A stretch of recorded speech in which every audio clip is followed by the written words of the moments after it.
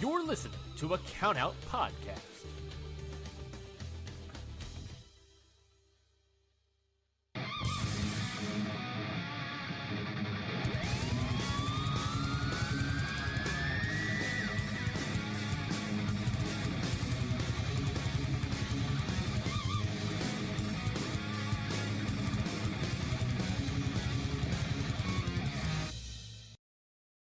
Welcome everyone to another brand spanking new episode of Your Dose of Death podcast. As always, I'm Loren. It's just me today. Mike was unable to make this one. I just told him I want to talk to everyone. I haven't really done one of these episodes in such a long time. I just love talking to the listeners, the proud listeners of Your Dose of Death podcast. I'm just going to be kind of going through stuff. I first of all want to say thank you to everyone who listens to this show. I was looking back a few years ago, a while back, about how I never imagined in my wildest dreams that I'd be doing something like this, doing content creation and trying to cover all that is deathmatch wrestling. I'm so grateful. I'm still a little bewildered how any of you put up with me. But nonetheless, I appreciate every single one of you. As you guys know, this week, GCW is back in Atlantic City. I'll be making the pilgrimage to Atlantic City one more time this year for Fight Club weekend. Of course, the big historical Art of War Games match is happening. If you want to hear kind of our in-depth coverage, go back a few episodes. We kind of talk about the War Games match in detail. That is where I'm at there. I don't want to take up too much time talking about that because I feel like we've talked about that enough. It's kind of like the biggest thing that's happening in all of deathmatch wrestling, so don't want to give it too much time. Go listen to previous episodes on that. And of course, though, can't forget about No Holds Barred coming back to Chicago. Make sure you have your tickets to Friday the 13th, which I will be attending. But also there's the 14th, which has No Holds Barred that night, but also are my good friends at Ruthless Pro Wrestling putting on a show as well at, I believe, 2, if not 3 in the afternoon that day. So go check out all 3 of those shows that next weekend. So kind of a crazy few weeks of deathmatch wrestling galore, but I wanted to kind of do a review actually of ICW No Holds Barred volume. Oh my goodness, give me a second because it feels like with No Holds Barred, it just the hits keep on coming. I just want to make sure I have the correct volume number. Volume 52. It's crazy to think that they have already surpassed 50 volumes, but 52 volumes of the chains. I love the HO Center, kind of like the one of the spiritual homes of No Holds Barred. I mean, it's not the biggest crowd, and that's not the goal. It's to get a hardcore, dedicated crowd of bloodthirsty, crazy, maniacal fans in one building and give the best energy you can that night. And that's exactly what we did. This was one of my favorite No Holds Barred cards in a bit. I know that they've kind of received some flack for maybe the cards being a little dull, but to me, I don't. With this card, I didn't think so. I really didn't think so. I mean, from what my numbers here is a 1, 2, 3, 4, 5, 6, 7 match card. And if you go on IWTV, it's only like a 2.5 hour stream. So pretty well paced. Everything was pretty condensed. I mean, of course, there are some standouts. I'll get to that in a little bit. But it was a real good show. It was a show that was enjoyable from start to finish, a show where the crowd was hot. You had some great moments. You had some moments that shocked us. You had some moments that were absolutely bloody.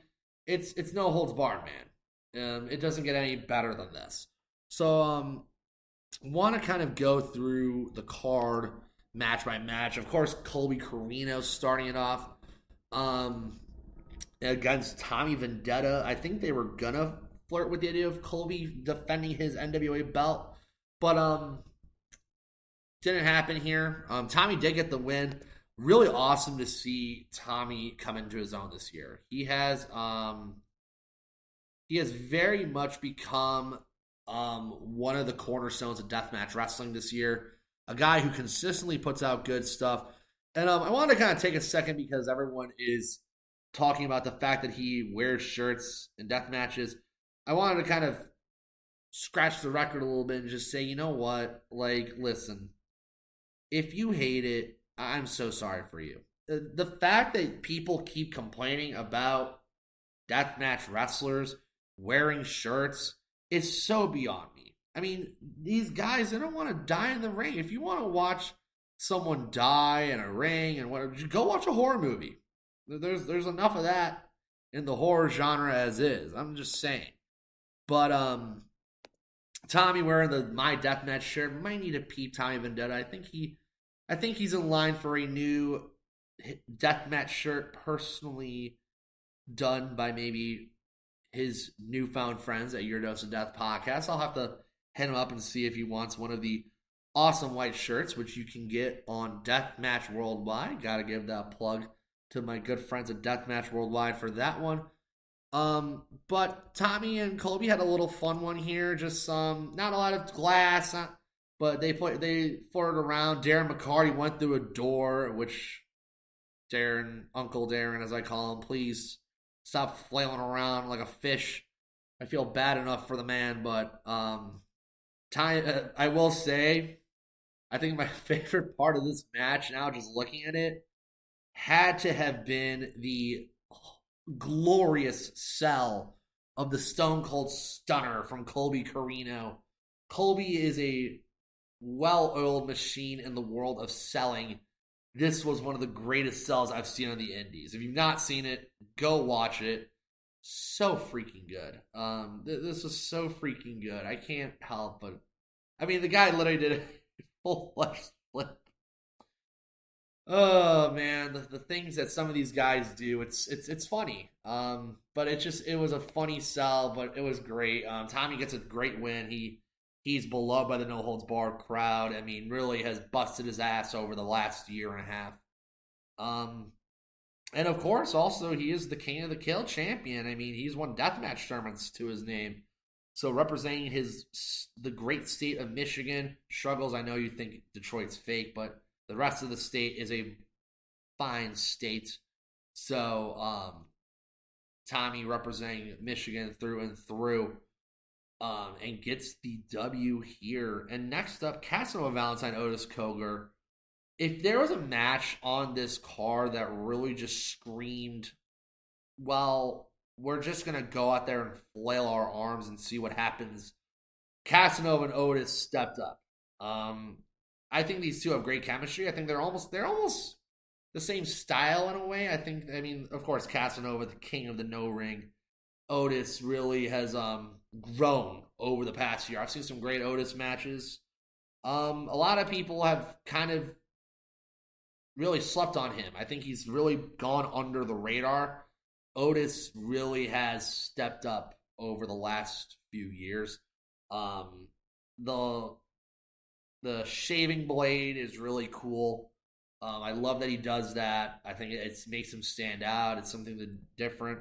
The ending of this match was just gross. Unprotected chair shots galore. Who would have thunk? It was a absolutely crazy moment. Otis he goes hard. I was saying it before I sat down and watched this match. Otis goes hard. Casanova goes hard. Also, we got, of course, some dildos. It isn't Casanova Valentine without some fuckery-laden dildo. I'm saying the real thing, and I know. But it happened. But Otis gets the W here. Real violent stuff. Those chair shots tying Casanova up to the chains. Real creative stuff. Really was cool ending, and Otis gets the W. There's not much else to say. It's just real hard hitting stuff, real fun stuff. That dive from Otis was real nice. That was a clean dive from the top of the board. Next up, John Wayne Murdoch, of course, the everyone's favorite Oliver Anthony cosplayer, or the guy that Oliver Anthony maybe has taken inspiration from, is what I'm going to say on that. Um, John Wayne Murdoch coming out to that song just pops me. It's funny. He comes out with the guitar. It's just, who would have thought that he would have found a newfound thing in that whole Oliver Anthony is John Wayne Murdoch and John Wayne Murdoch's Oliver Anthony cosplay thing. It's really funny to me. But of course, he was facing Malcolm Monroe III, MM3, a guy I have adored. I adore anything MM3 does. He is one of the pillars of Detroit wrestling, along with Tommy Vendetta. This was an awesome match. They really did some fun stuff. They wrestled. They hit some awesome counters. MM3 hit that tornado DDT really clean.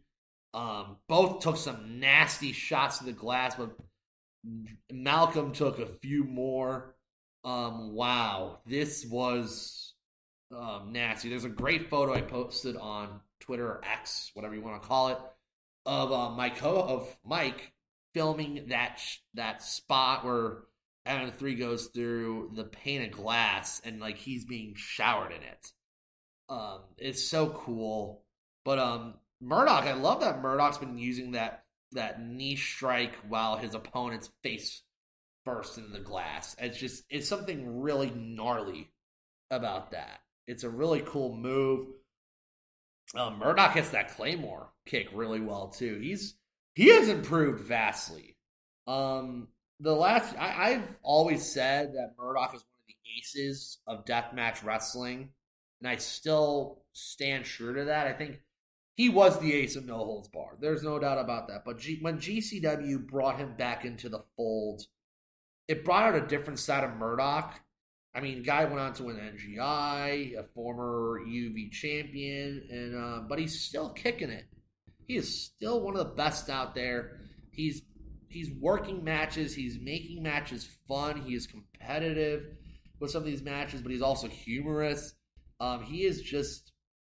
He's busting his ass week in, week out with these death matches. I mean, there was a point, I think 2 years ago, where he had the most matches in recorded history in a year for PWI. And, I mean, but he's still a hustler. He still grinds. He still stands out. And so Murdoch keeps doing his thing, and, I mean, he gets a great win here. I mean, Adam 3, though, has been on a tear with NHB lately. You'll love to see it. You love to see the Midwest get some great stuff going. So, I mean, the sky's the limit for MM3. What a great generational family of great wrestlers. DBA, of course. MM3. I feel like I'm forgetting some of that family, but man, they are awesome. So, great match. And then, of course, I had to talk about this. I think the DeMonto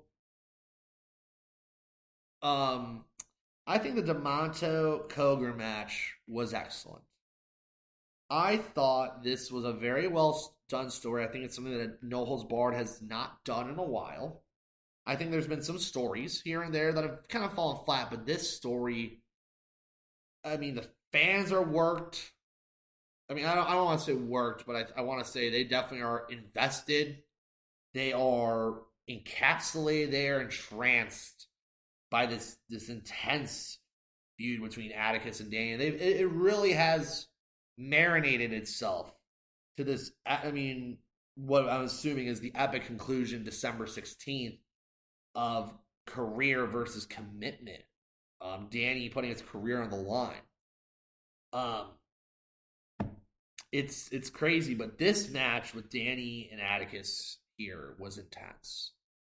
It was absolutely intense. It just absolutely was riveting. I mean, the point where they were in the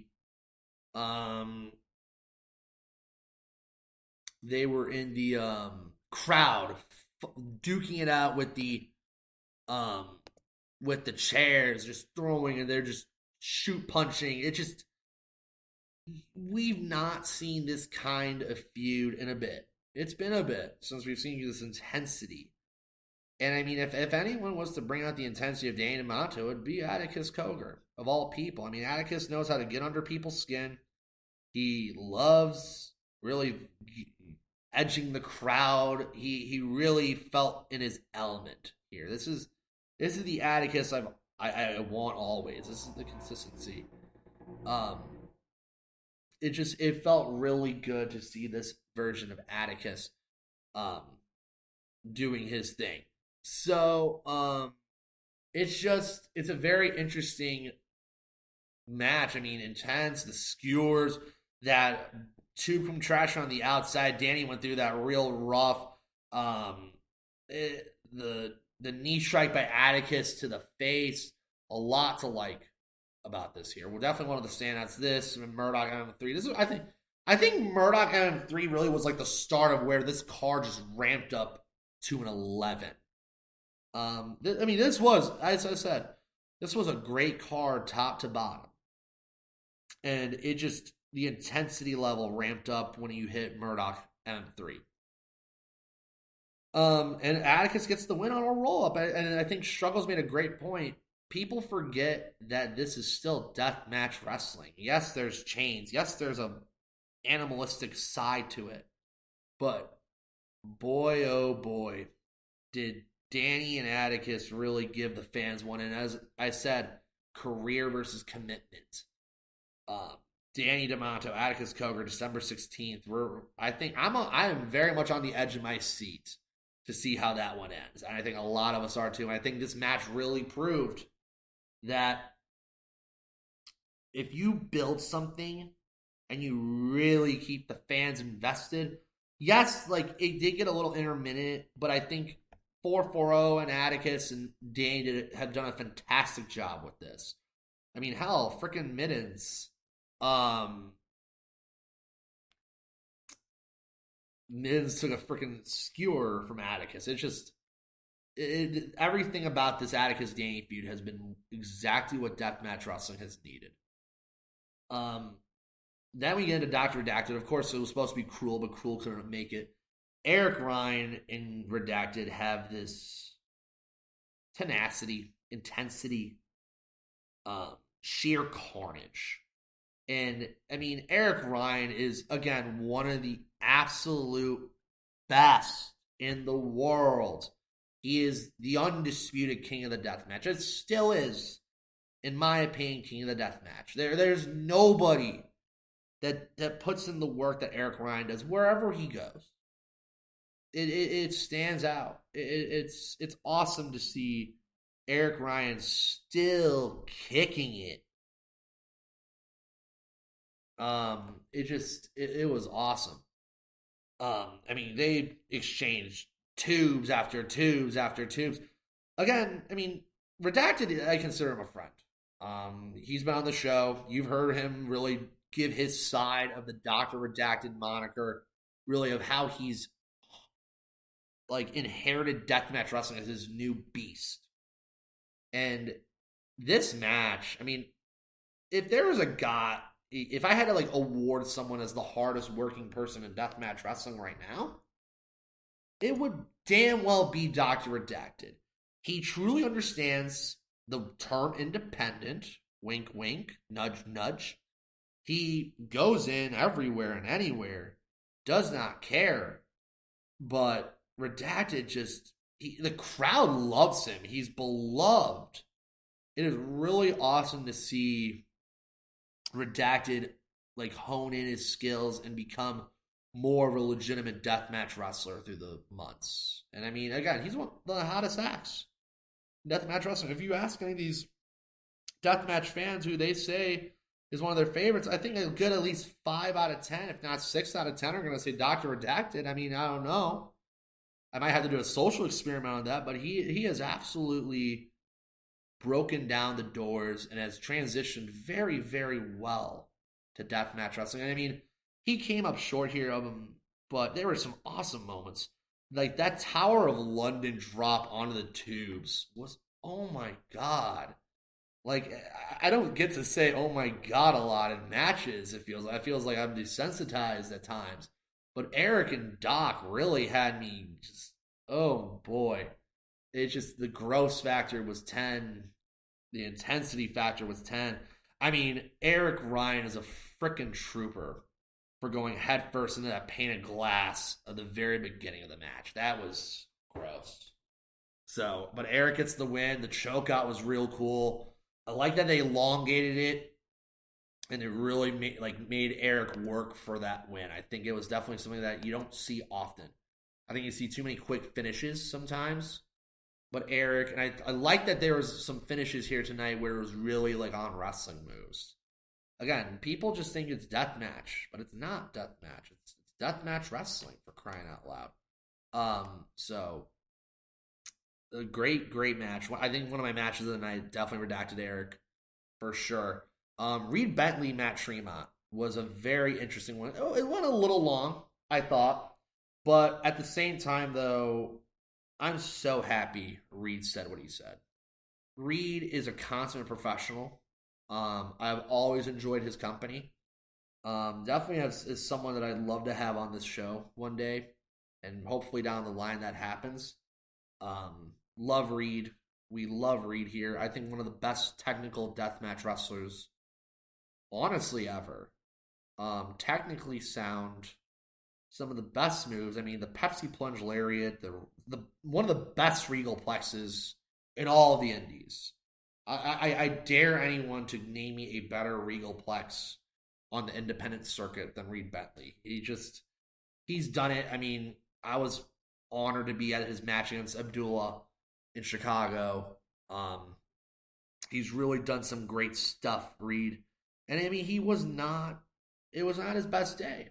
And we all have that. We all struggle the same way Reed Bentley does.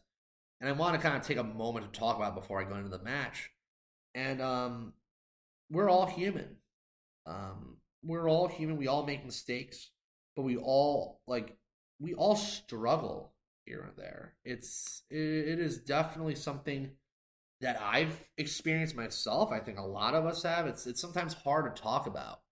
And if anyone is struggling, understand that we all struggle at times. We all fight the same battles. Maybe a little different in here and there in context, but mentally, sometimes you just wake up and you just feel like crap. And I can't stress that enough. And I'm so grateful that someone like Reed decided to be the one to step in and talk about it and be open to talk about it. And I wish nothing but the best in Reed in the future. I don't know if this was his last match in the NHB for a little bit, or I think he's going to be at Chattanooga, though. So maybe not his last, but I'm just saying, like, I hope he's feeling better, and I'm rooting for a guy like Reed. I think, and like, it was not a babyface or heel promo either. It just was Reed being absolutely positively genuine, like the guy he is and that I know he is. And Tremont and him went balls to the wall here. Tubes, the ladder tubes, using fans, which shout out a former contributor here, but also one of my good friends, Marty, getting in the action. Real awesome stuff. Just some nasty stuff here. Reed's Crimson Mask is one of the scariest Crimson Masks in deathmatch wrestling. It's like you see him, excuse me, and you see him and he just goes balls to the wall, insane. So, really great stuff here. Tremont, as always. There's just something special when it's a Matt Tremont match at the H.O. Center. I can't put my finger on it, but it's just the energy, the aura. It's an extra sense. And I mean, mind you, I've been to the H.O. Center several times. I've never been for an H.O. show. I've never been for a No Holds Bar show. Hopefully I can make that happen in my future. But Matt Tremont in the chains, or just in general, I mean, Tremont is Tremont. And there's a reason he's the most decorated American deathmatch wrestler of all time. He can work anybody. He can work everybody. He is a proponent of advancing the genre of deathmatch wrestling And I mean, him and Reed just had a classic brawl him out, bash him out. It was everything you want out of a match with these two. And I mean that Death Valley driver on the ladder. I mean, there was just some nasty stuff. That ladder took some damage, man.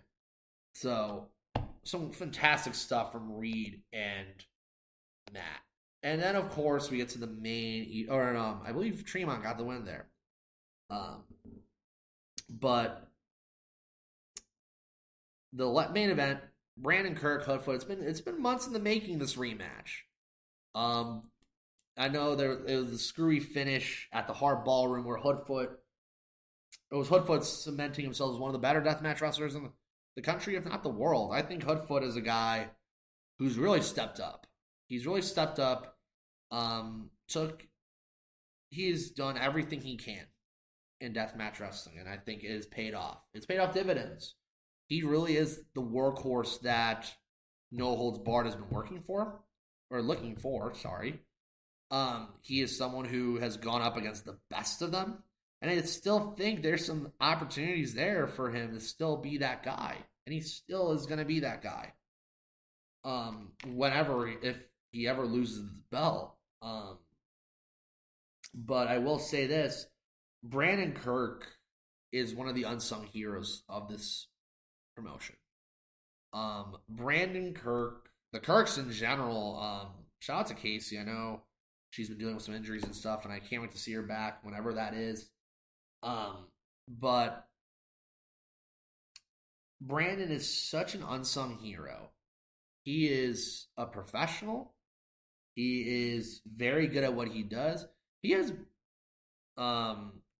it's been very interesting to see how Brandon Kirk's developed into a real cornerstone. I think when No Holds Barred started and the Kirks were brought in, it really was something else. You just had a feeling you finally had a heel in the company. And I think now, though, it's malformed where you have guys like Atticus come in. You have other heels come in. But Brandon is still one of the cornerstones. And, I mean, this was a good match. I mean, again, Brandon can wrestle, man. There's a reason he's working at the H2O Center with some of these young guns. He is teaching them some fine moves. But also, nothing beats struggles doing a psycho driver fuck your life call for Brandon Kirk. There's nothing better. Or very few calls in the world of professional wrestling that stand toe-to-toe with it, I should say. But Hoodfoot gets the win here. I mean, Hoodfoot, he did not dominate this one. Brandon really gave it his all. And I mean, without Casey by his side.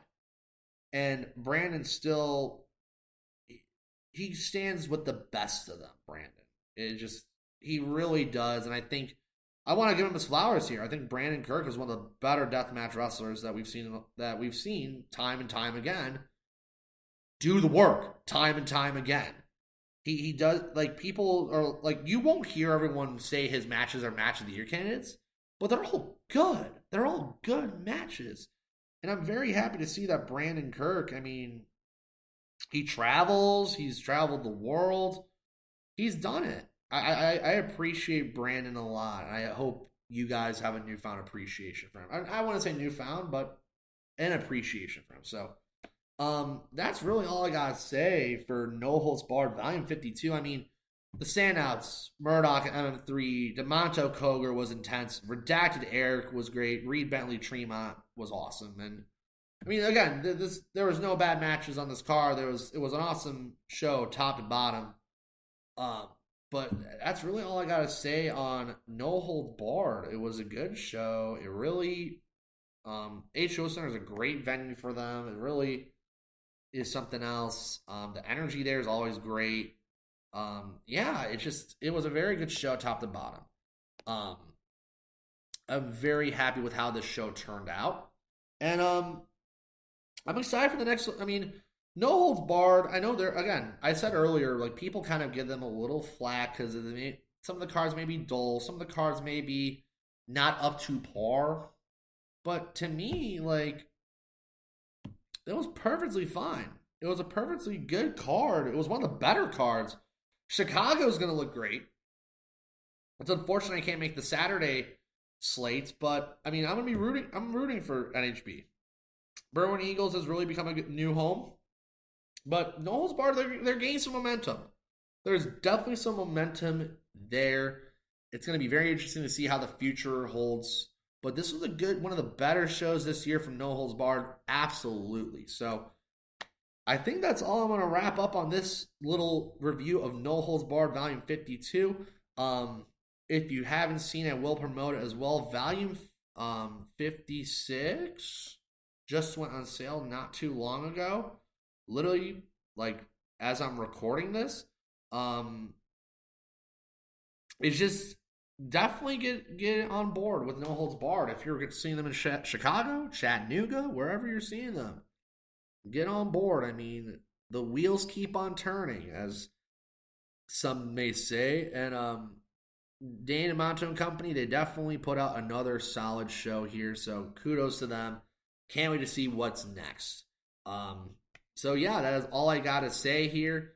Thank you for this little impromptu show review episode of Your Dose of Death podcast, and for letting me entertain you for half an hour. Thank you again, and I hope you're having a good day, night, or whenever you're listening to this. Hope you're having a good day.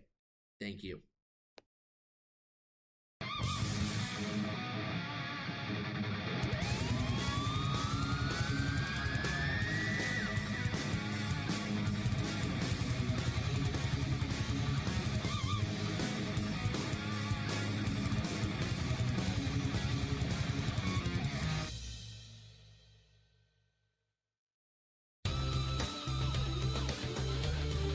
This has been a Count Out Podcast.